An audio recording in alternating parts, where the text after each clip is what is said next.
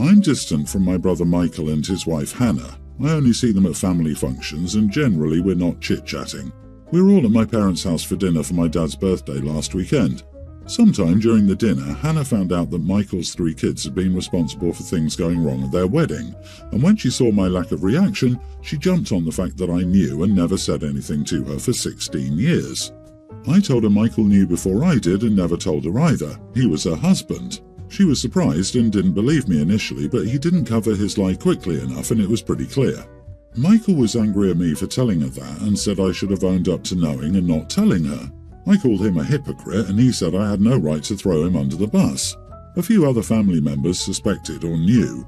My sister's 3 kids knew and it might have been the youngest who let it slip, but I'm not sure. My sister and my parents suspected it too, but never knew. Hannah and Michael left soon after, but Michael made it very clear he considered me a childish princess for the stunt. The background. Michael was married before to his kids' mom. She died when they were 5, 6 and 7 years old. Michael met Hannah 7 months later and married her 13 months after his first wife died. He didn't cheat on his first wife, at least not with Hannah. He just moved very fast when he met her and was already going to date again when they met. Hannah was very eager to be a mom to the kids. She'd known them for 3 months when she told them she was going to love being their mom. Their wedding was quickly planned. The kids were not happy. They said it was moving too fast, they didn't want a new mom, and Michael and Hannah didn't listen to them. Hannah even wrote these very emotionally driven vows for the kids, promising she would always be there for them, and was not just promising herself to their dad as his wife, but to the 3 of them to be their mom. The kids took the vows and burned them. They also messed with the wedding cake, hid the necklace Hannah wanted to wear on their wedding day, threw my brother's wedding ring away, and took the tie he was supposed to wear that was gifted by Hannah's dad. Hannah was so upset of the stuff that went wrong. I found out on the day of the wedding. I was 16 then and had the kids leave with me because my brother was angry they wouldn't fix what they did. All 3 kids went no contact with Michael and Hannah when they moved out of the house at 18. She was so shocked when they went no contact even though everyone else saw it coming. Over the years, none of them were okay with things. Michael remained angry over what happened at the wedding but never told Hannah, and Hannah remained oblivious and thought the kids would one day accept her as their mom if she kept calling herself that. Am I the idiot for telling my sister-in-law my brother knew what went wrong on their wedding day for all these years? Wow, that's messed up. In regards to your question, not the idiot. Unless Hannah is stupid, she should have put 2 and 2 together. Who else is going to sabotage her wedding? In the bigger picture, man, do these 2 suck? Hard. It's okay to move on quickly, some people are just that way, but you can't expect the kids to move on this quickly, and especially not demand, for lack of a better word, to become the mom overnight. The whole shenanigans at the wedding should have been a warning sign that the kids need more time to adjust, perhaps therapy, and not a quick, your mom is dead, now say hello to your new mom. That's pathetic. I mean, just wow. A little over a year and, hey kids, here's your new mom. Gross. Children, especially at that age, experienced the trauma of that magnitude much differently than us. Mom was there, but suddenly she wasn't. It's not a get over it, here's a new model situation. The kids' feelings should have had some say in this. Clearly they weren't happy about this. Hannah had rose-coloured glasses and never really understood the depth of the children's animosity. OP, you were 16 when it happened. This was not your story to tell. Also, people always like to get mad at the messenger, and so I understand why at 16 it probably was the best choice to stay out of it. Not only that, but you were protecting the kids, whether purposely or not, from their new stepmom being mad at them. I'm not sure what the right thing to do in this situation is, but this is the info she probably never needed to find out. I'm nearly adult female having a dinner for my upcoming birthday. There'll be a photographer there, so I wanted everyone to be presentable. So I had all my friends send me pictures of what they plan on wearing. One of my friends sent me pictures of an ugly dress that she picked out and a pair of heels that didn't match. I didn't tell her that I thought it was ugly right away, I just told her that she should have a couple more options just in case she changes her mind. That was still what she wanted to wear. Then I was honest and told her the dress was ugly and I didn't want her wearing that to my dinner. She said she liked it and she was wearing it anyway, so I needed to get over it. So I told her if she didn't pick a different outfit, she would be uninvited from my dinner. Now she's mad at me. She says I'm not the one wearing it, so I shouldn't care, and I shouldn't be trying to control what people wear. I get where she's coming from, but to be fair, it's my birthday dinner and I want everyone to look nice and presentable. Am I the idiot? Are you in training to become a bridezilla? This is extremely controlling and rude behaviour, OP. You are the idiot. This isn't a friend wearing a white ball gown to your wedding. This is a friend wearing a dress you didn't like. You are horribly controlling and a bad friend. Grow up and get over yourself. But the heels literally didn't match. The horror. Having a photographer at a birthday dinner was the first red flag. LOL. You and your friends are teenagers, and what you might consider ugly might be the nicest outfit your friend can afford. Besides, tastes differ wildly. Who are you to dictate what looks good? Loosen up before you lose more friends. That's what I was thinking. OP is already going down the path of selfishness and self-centeredness. I kind of wonder exactly how much of the friend's outfit is ugly and how much of it is someone with a more experimental or better eye for fashion, and OP doesn't want to be outshined.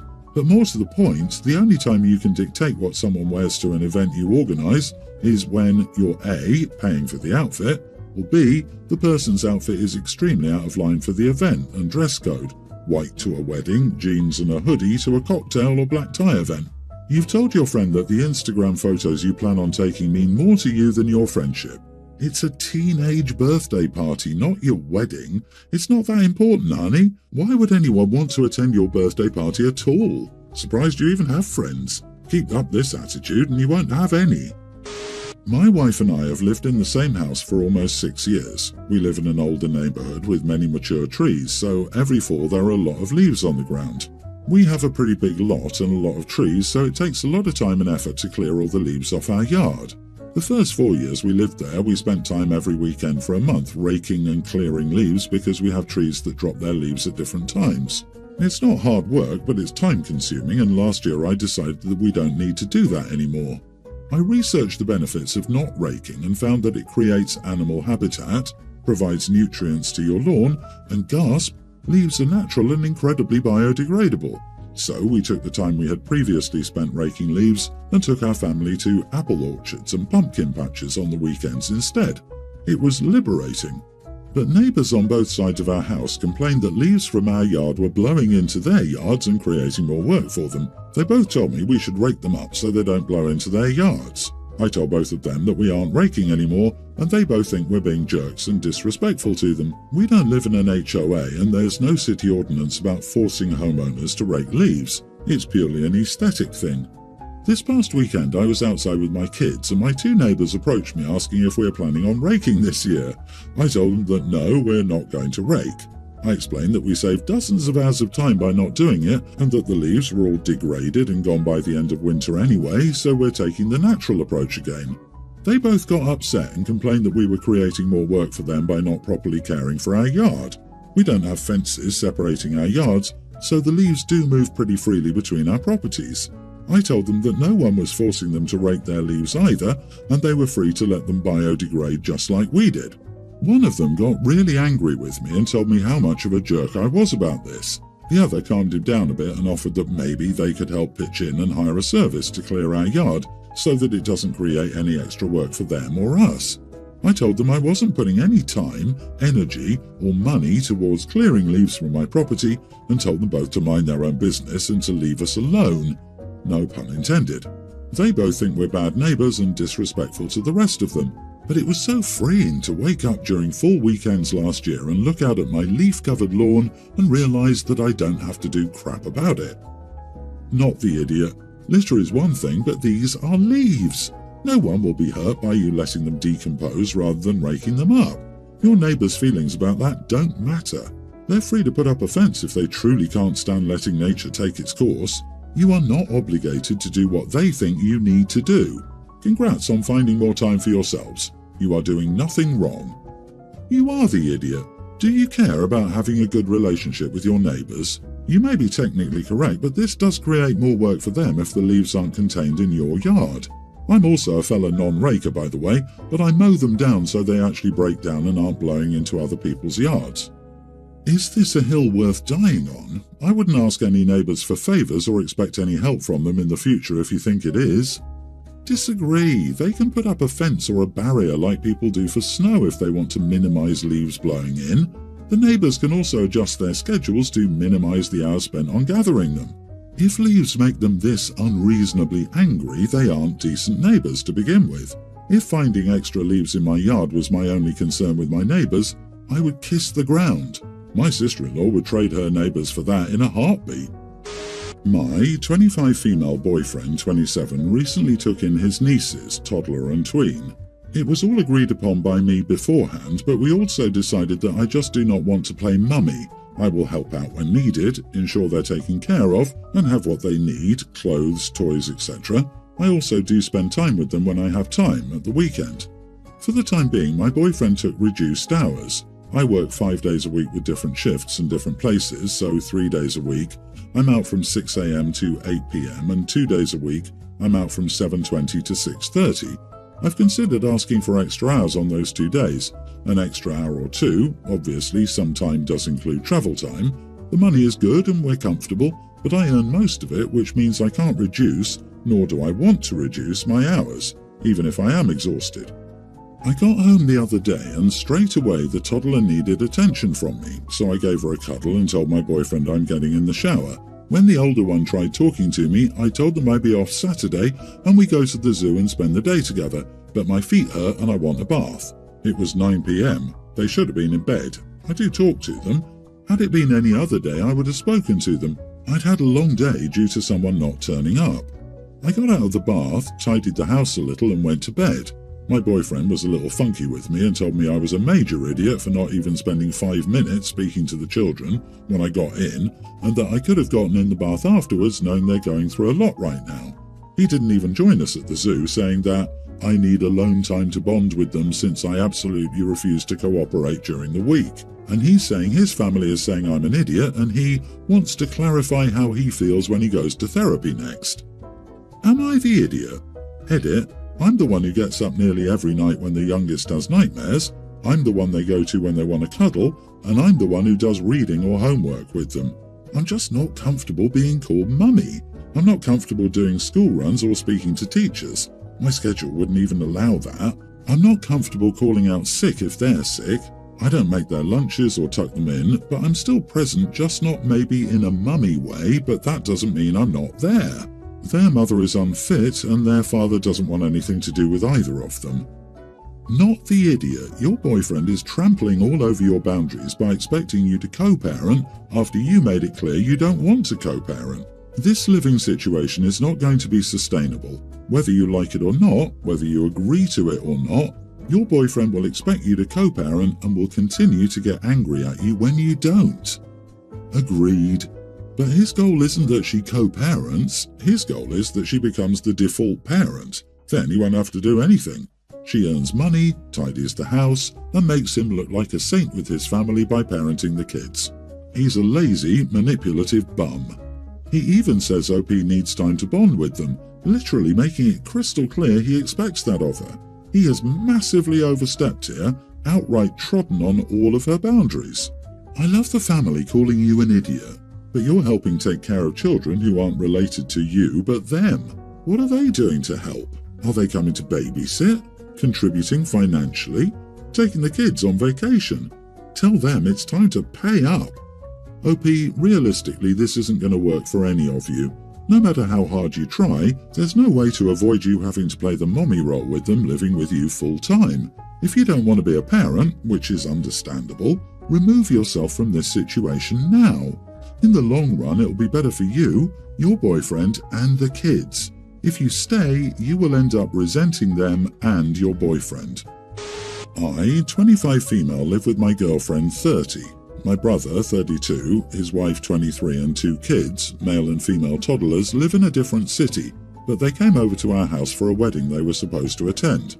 I was originally against the idea because when we spend time together, it always ends badly, but he was extremely persistent, so I asked my girlfriend and we agreed. It was only for a few days. My niece and nephew are usually well-behaved kids, but for some reason they went crazy from the moment they stepped into our house. My sister-in-law thinks she shouldn't tell them to not do something because they're just kids and they should be allowed to express themselves and that kind of stuff. My girlfriend is a doctor and works crazy hours. She came home from her shift in the afternoon and went on to sleep a little bit. The kids ran around, shouting, dancing to loud music, etc. I couldn't hear myself think and I was working from home. A bit later, my girlfriend came downstairs. She clearly couldn't sleep but didn't make a big deal out of it. She told me that it did bother her, but she didn't want to cause a scene, and she's just lovely like that. At night, when the kids were asleep, I told my brother maybe he could try and keep the kids busy a little bit because they were too loud and it was interfering with my girlfriend's sleep and my work. He said his kids were behaving completely normal and that we should try and wear earbuds like normal people. I said it would make the house more comfortable for everyone if he told his kids to keep it down. He'd get extremely angry if I told his kids that. Only he and his wife can say things like that to them. He said we were being terrible hosts and expecting kids to act like grown-ups. They left a few days later. My brother talked about this with our parents. They called and heard my side of the story, and they thought I was being too hard on him and that I should apologize. Should I? I should apologize? I'm at a loss. For what? For requesting some quiet? At your house? Not the idiot. Brother and family should no longer be welcome to stay overnight at your home. Instead, let them stay in a hotel or with your parents. Exactly. When did it become bad or cruel to ask someone to quiet down and to be considerate of others? I never understand when I read stories like this. My parents never allowed me to be disruptive or loud at other people's houses, no matter who it was. We were expected to be on our best behavior. All I can say is heaven help the next generation. Please do not apologize. That will only train your family to have temper tantrums when you do something they dislike. This happened in your home. You and your partner were very patient and kind. It is your house and your rules. It seems your brother wants to take offense to your home having different rules from his, so maybe let him know it's not a judgment thing. Your life is different from his, and so your home has different standards of behavior. If they want to be welcome, they'll have to adapt.